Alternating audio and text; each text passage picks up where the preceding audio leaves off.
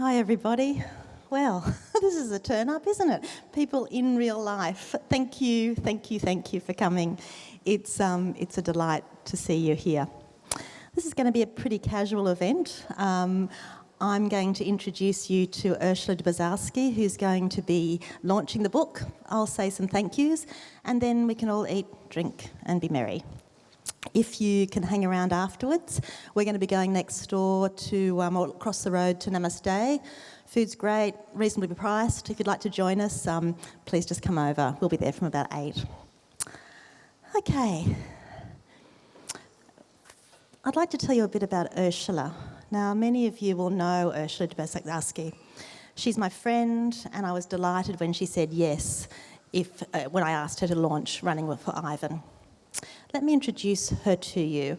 She's a much-lauded Australian writer of fiction and non-fiction for children and young adults, whose work, according to the Oxford Encyclopedia of Children's Literature, is characterised by a child's vision and comic voice of both clarity and ambiguity.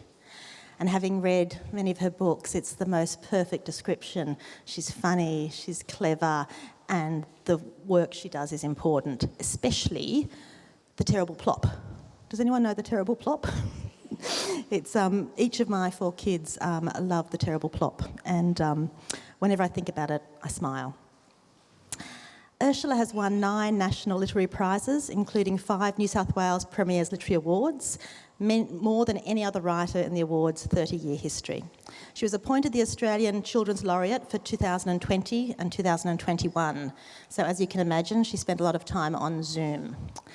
She's the author of over 61 illustrated books and novels, which have been translated into 14 languages. She's also written the non-fiction books Word Spy. Does anyone know Word Spy?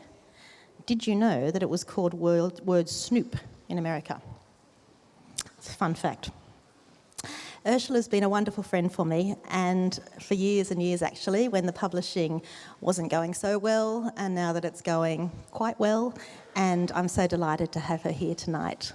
Over to you, Ursula. Thanks, Suzanne.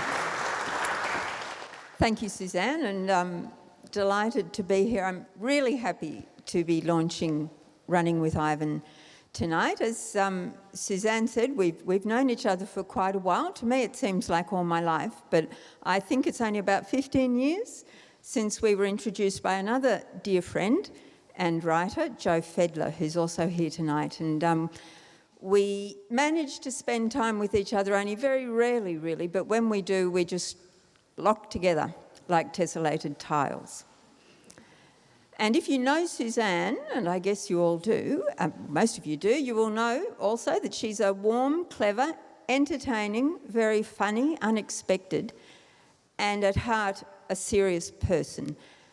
And all these attributes are evident in her novels for adults, and I think also very much present in this, her very first book for children. Running with Ivan's a gripping time travel adventure story in the wonderful tradition of classic children's books that I loved as a child, such as, and there'd be a million more, but Charlotte Sometimes and A Traveller in Time and Tom's Midnight Garden are very well-known time travel books. And in fact, inspired, the very first children's book I ever wrote was a time travel book. So like those much-loved novels, Suzanne's book explores the great mystery of the past and its relationship with the present, as her main character, a boy named Leo, moves magically between these 2 time zones. It's also a book about boys. Suzanne knows a lot about boys, and it's about running, which she also knows a lot about. It's about friendship, keys, mothers, languages, school, first love, sibling rivalry, and a very special music box. But its chief subject is the past, in particular, the catastrophic and terrible events suffered by the Jews of Europe during the Nazi ascendancy. This isn't the first time Suzanne's written about this period of history in fiction, and you'll see in the author's note at the back of the book that her life as a writer and as a person has been significantly shaped by her enduring friendship with Fred and Eva Perger, survivors of the Theresienstadt ghetto, whom she came to know along with their family more or less, it seemed to me, by accident as a young woman. I should add that the author's note also makes clear the dedicated and thoughtful research that Suzanne undertook in writing this book. So in Running with Ivan, Suzanne turns to child readers and sets the challenge. How can today's children form any understanding of what happened to the Jews of Europe at that time, when there's such a deep gulf of years and place and experience between then and now? And indeed, the events of the whole Nazi period are so shocking that I think for adults as well as for children it can sometimes take on a surreal quality. And while in one sense we know what happened, in another sense we can scarcely believe it. And by chance, while I was reading Running with Ivan, I was also reading a novel about another Ivan, Vasily Grossman's Everything Flows, which is a kind of time travel story, a sort of Rip Van Winkle story, in which a man returns home after spending 30 years in Stalin's Gulag, and he struggles to make people comprehend or accept as real what he has experienced. And this is the dilemma that forms the beautifully constructed seesaw movement of Running with Ivan. The intermittent encounters between the contemporary Australian child, Leo, with his everyday worries and joys, and the two Jewish children, Ivan and Alinda, who are trapped in the real-life horror story of wartime Europe. And Leo, of course, knows more than they do. Time travel novels obviously lend themselves to a lot of dramatic irony. And Leo, because of his history lessons, which are part of the novel at school, so like the reader, Leo is cursed with hindsight as he travels back in time. He knows what will happen next to Ivan and Alinda sooner than they do themselves. Although what Leo knows from his history lessons are facts, and I think what Suzanne is saying in this novel is that to confront the past, factual knowledge alone may not be enough. A few years ago, I was in Berlin, and the hotel I was staying in was fantastic. It was called the Circus Hotel, I recommend it, offered a trip to the nearby concentration camp Sachsenhausen. And I thought to myself, oh God, it's bad enough that it all happened. I know what happened. Do I really have to go? And look at it. But in any case, I piled on the minibus and off I went. And I would actually recommend anyone who gets the opportunity to go to such a place, even if quite understandably reluctant, that you should go. Because it was a different kind of knowledge that I gained there by being in person on that historic spot. And I actually don't know how to describe that knowledge except to say that it was different to learning facts. And so, as I say, what I think Suzanne is expressing in this novel is that to understand the great catastrophes of the past, what you need, or what may also be necessary apart from the facts, is the vital element of human empathy. Now, Leo's life is that of a very ordinary, contemporary, everyday, safe Australian suburban boy. But when we meet him, we learn that the worst thing that can happen to a child has happened to Leo, because his mother has died. And significantly, it's only when he allows himself to feel this unbearably painful, these unbearably painful emotions that arise from the loss of his mother, those are the moments that he can break through the ordinariness of his everyday life, and he brings the reader with him. And then he can travel miraculously through time and place through this magical music box. So the book is called Running with Ivan, and I'm sure there are some running lovers here like Suzanne, and you'll be reassured you won't be left astray. I know a book I wrote once that had the word guinea pig in the title, many angry Amazon reviews about the lack of guinea pig appearances.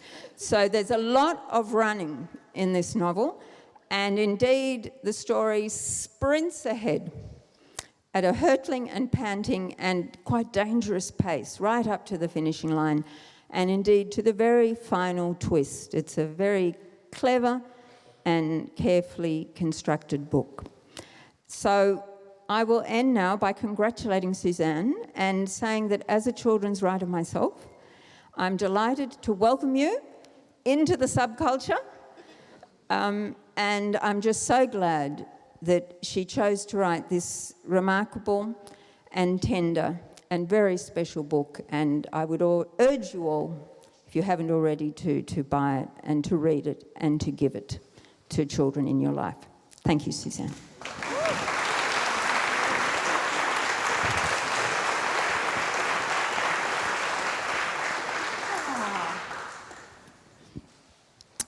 So that's how she speaks, so you can imagine how she writes.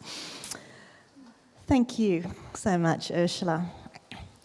So 3 years ago, I was doing pretty much the same thing as I've been doing for the past week, preparing for a book launch. The launch of my novel, The Deceptions, to be held on the 2nd of April 2020. Everything had been going swimmingly. Beautiful cover, beautiful editing, booksellers were keen, the diary was filled with guest media appearances and invitations to appear at many, many writers' festivals. What, I thoughtlessly said to my literary agent, the wonderful Margaret Connolly, could possibly go wrong? Then on the 16th of March 2020, I received this email from Sam, who was then coordinating my book launch. Hi, Suzanne. In light of recent and constantly changing updates on COVID-19, we're going to have to postpone the Deceptions book launch on April the 2nd. Unfortunately, we cannot give a new date as yet, and we'll advise as soon as we can. One by one, all the rest of the book events disappeared, bookshops closed, and as you all know, life changed. At a loss, a friend of mine suggested I go online to introduce the Deceptions to readers and charged with adrenaline and a bit of panic. I did. And this is how Thursday Book Club was conceived, a weekly online book club for half an hour on Thursday evenings with no pressure. No pressure to attend, no pressure to read a particular book, no pressure to be on time. I learnt on the job, and 3 years later, Thursday Book Club is a group of readers and writers who pop in and out of the club and like to follow book news. It's been a lovely place for me and for many of you here tonight who have been part of it or have been one of our monthly guest authors. Thursday Book Clubber Hazel is our photographer tonight. Louise hasn't let a double knee replacement stop her from coming, and many further afield have sent lovely messages. I'd particularly like to mention the late cinematographer Paul Kolsky, who was an early Thursday Book Clubber and who died in December. The creative world is poorer for his absence. COVID has been a curse. Many of you will have lost people either directly or indirectly because of it. It's disrupted schooling and relationships and jobs. For many people, though, it gained them time. In a way, I'm one of those people, and Running with Ivan is one of those books completed during this strange time.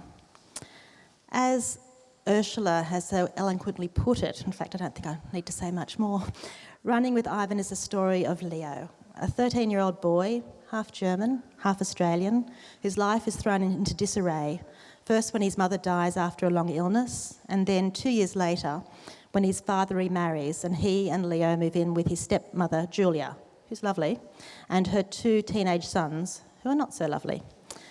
Leo is a talented athlete and he seeks solace in his running training and also in a small hideaway room in Julia's garage. When he discovers an old music box that had belonged to his mother, Leo is astonished to find himself sent back through time to, yep, you guessed it, again, Suzanne, 1930s Europe. For its inspiration, I thank, yet again, the late Fred and Eva Perger, whose daughters Helena and Renata are here today, as is Fred and Eva's granddaughter Caroline. For verifying its historical accuracy, I thank the late Zdenka Fantlova and the late Marianne von der Porten and Rose Vaketa, who are represented here by my former colleague and my friend, Frank Martz. I also thank the writer Bram Presser, who considered the manuscript so carefully for me, and Christina Husch, who checked my German and who's here. It takes a village to bring a book to life, and what a village Running with Ivan has had. Margaret Connolly is the most wonderful agent. She's supportive, she's available, she's astute, she's wonderful, she's funny. Lisa Berryman is my publisher at HarperCollins, and this is the first time I've published with HarperCollins, and it's been a terrific experience. I've felt so nurtured, I've felt so valued, I've felt so supported. Jim Demetriou is the head of HarperCollins, and he gave me a really good signing pen, which I forgot to bring. And there was some wonderful editing, and there's many writers of you here tonight, and you know that a book is nothing without its editors, and I've had some masters. Kate O'Donnell, Eve Tonelli, Angie Masters, Siobhan Cantrill, Nicola Nelson. Pamela Dunn did the proofreading again, and she's a marvel. The cover is gorgeous, and you can see it on the banner. Now, I must say, this is the first time I've been given a banner, so thank you, HarperCollins, for the banner. I'm very excited about that, although it is a bit tricky to put up at schools and sometimes falls down, but not tonight.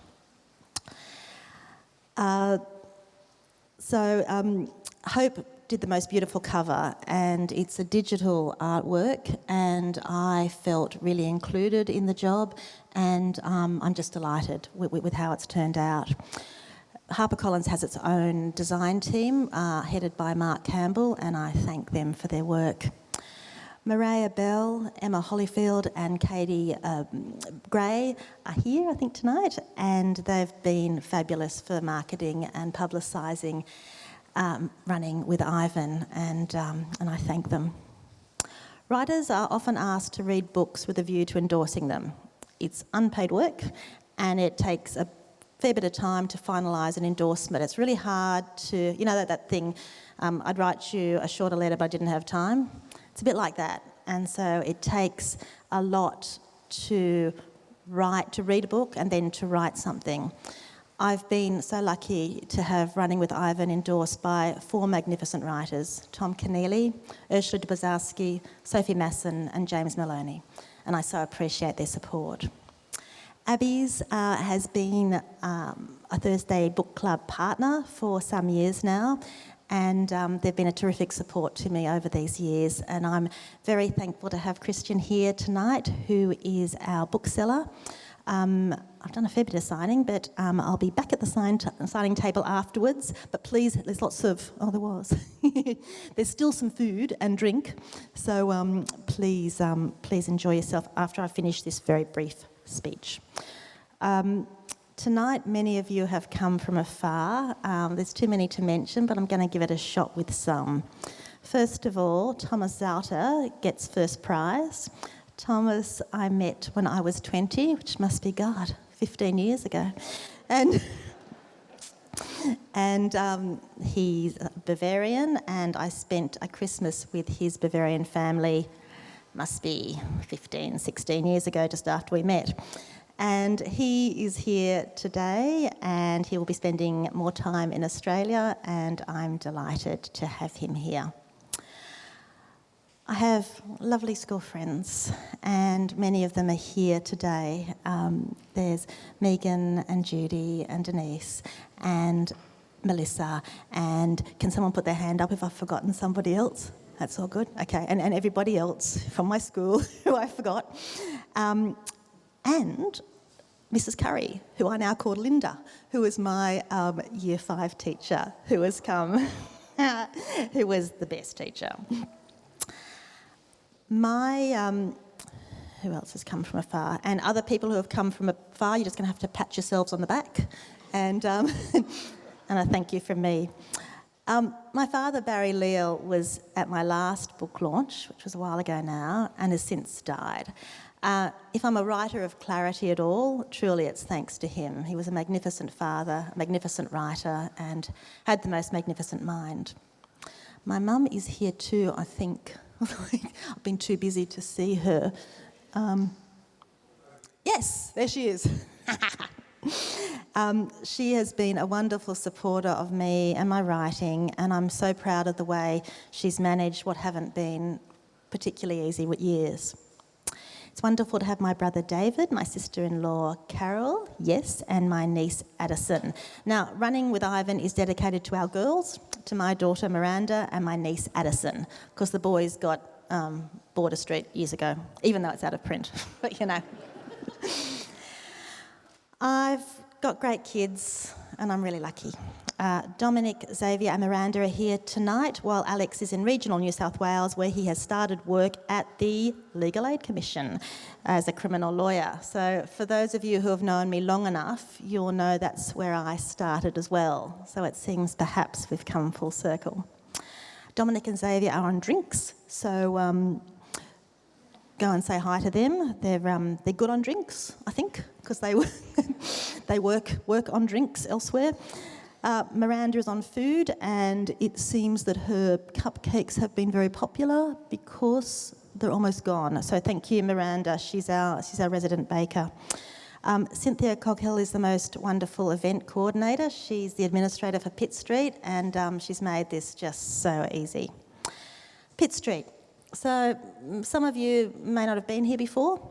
It's a beautiful place. It's a place that has seen me married, seen us farewell our father, seen me baptise three children, I think. Could have been 2 and 2. And it's a really welcoming, fabulous place, and I reckon a great place for a book launch. So my husband David said, how comes everyone's sitting down? So afterwards, please mingle. So not everyone's just pew sitting, but it's... and I love the angels, and I love the paintings, and I love the breath of fresh air that's been brought into Pitt Street by Joe and Penny. Finally, to David Barrow, who is my husband, my rock, my lover, my friend, and my very first reader. And I think that's it. I'd like you to mingle, enjoy the evening, and come across to the restaurant afterwards if you can make it. Did I forget someone? No. Excellent. Okay, eat, drink, be merry. Thank you.